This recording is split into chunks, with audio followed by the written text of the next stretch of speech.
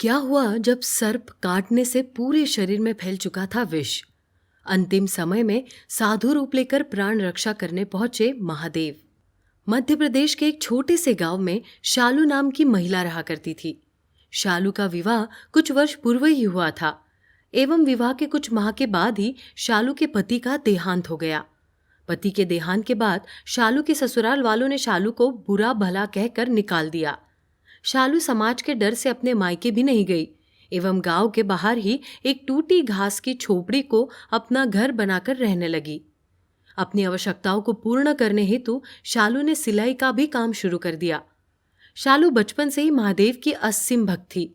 वो दिन रात महादेव की पूजा पाठ किया करती थी। हर सोमवार का व्रत भी किया करती। शालू का विश्वास महादेव के प्रति बहुत ही दृढ़ एवं प्रबल था। जीवन में इतनी कठिनाइयां देखने के बाद भी शालू कभी चिंतित नहीं हुई। जीवन की कोई भी समस्या क्यों ना हो, शालू सदैव महादेव को याद करती और उनसे अपने परेशानियों का हल मांगा करती। शालू अपनी झोपड़ी में ही रहा करती थी और महादेव की पूजा अर्चना किया करती। पूरे दिन सिलाई का काम भी किया करती।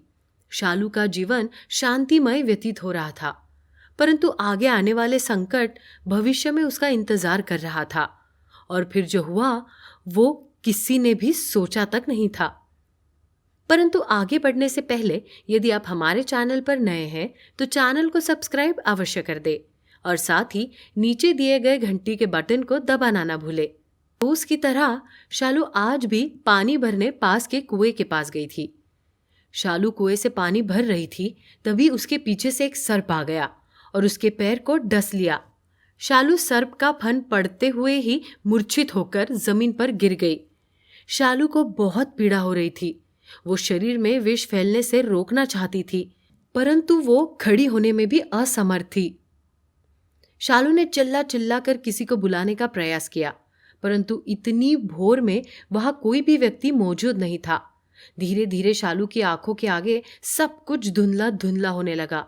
विष के कारण शरीर नीला पड़ रहा था। शालू पीड़ा के कारण तड़प रही थी। तड़पते हुए शालू के मुख से देवों के देव महादेव का नाम निकला और उसके बाद तो वहां जो हुआ उसे जिसने भी जाना मानो उसके तो होश ही उड़ गए। शालू को अपनी धुंधली पड़ी दृष्टि से दिखाई दिया कि कोई व्यक्ति उसकी तरफ बड़ी तेजी से बढ़ा चला आ रहा है।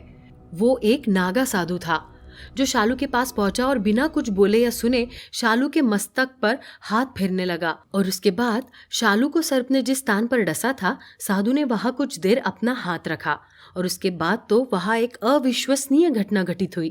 शालू के शरीर में फैला हुआ विष जिसने शालू के शरीर को नीला कर दिया था, वो साधु के हाथ रखने मात्र से पूरा विष कुछ ही क्षणों में शरीर से बाहर निकल गया। शालू का नीला पड़ा शरीर भी अब पहले जैसा हो गया था। शालू कुछ ही देर में स्वस्थ हो गई और शालू को कुछ समझ नहीं आ रहा था कि ये चमत्कार कैसे हुआ। तब शालू ने नागा साधु से पूछना चाहा कि कैसे आपको मेरे यहाँ होने की सूचना मिली और कैसे आपने मेरे शरीर का सारा विष कुछ ही पलों में निकाल दिया।